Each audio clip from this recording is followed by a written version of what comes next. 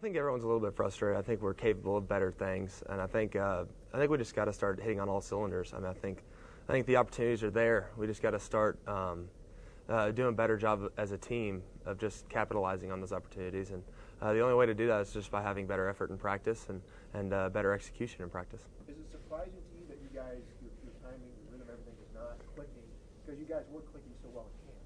Well, not really. I mean, it's a different team. And teams kind of, the season is a roller coaster. I mean, that's really what it is. And you're going to experience highs and lows, and you're going to experience great achievements and some pretty miserable defeats. But also at the same time, we got to understand that we just got to stay even keel and approach each week as if it has a life of its own, and do our very best to capitalize on the opportunities that are given to us this week. Greg, the armchair quarterbacks out there, the first thing they're going to do is they're going to attack you, the quarterback. And there's an old quote that says, the quarterbacks don't get too much praise and maybe too much criticism when there's a loss. Mm-hmm. A lot of your teammates have sat up here before you and just totally taken up for you and said, hey, I let them stand in a pocket and face 350-pound guys that are, coming at them and trying to break down a defense. What would you say to that? Well, I mean, quarterbacks are always going to get a lot of blame. That's part of the nature, and I understand that as a quarterback at Alabama, you're going to be the target of a lot of criticism, and that's fine. That's the nature of the position. That's the nature of playing football here, and it's just part of being the quarterback here. So you got to take it in stride. Don't let it get to you. And I've definitely experienced a lot more criticism than I've had, in last year and in years past, but as opposed to this year. So just got to continue to try to improve, and don't let the outside factors affect or bother you.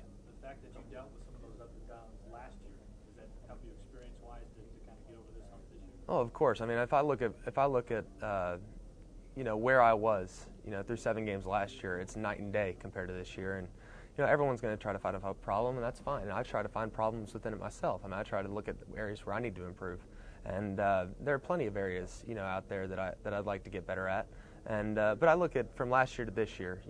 I'm playing a whole lot better than last year, and I have a lot more confidence than last year. And I think we just have to do a better job of being balanced within the offense and just try to avoid negative plays, whether that's in the passing game, running game. That'll help us out as an offense and allow us to take more chances and hopefully be able to hit on a lot more explosives. Greg, are you going to be able to execute the run game if you don't start getting stuff down the field? Well, I think it starts with the run game. I think in order to hit things downfield, we have to run the ball effectively. And a big reason why we were able to have a lot of effectiveness last year is because the run game was so great. But I got to do a better job of keeping us out of negative plays. My checks have got to be better. My efficiency has to be better from a passing standpoint as far as hitting the quick and intermediate routes.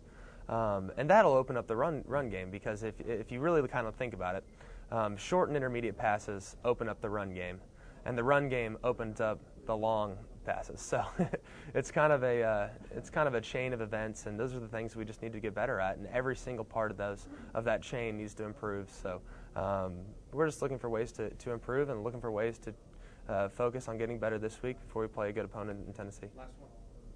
Greg, just talk about the challenge of going on the road again and the rich tradition with Alabama and Tennessee. Well, it's a great game. It's a game that means a lot to our fans. It's a game that means a lot to us, regardless of what team is doing well and what team isn't doing as well.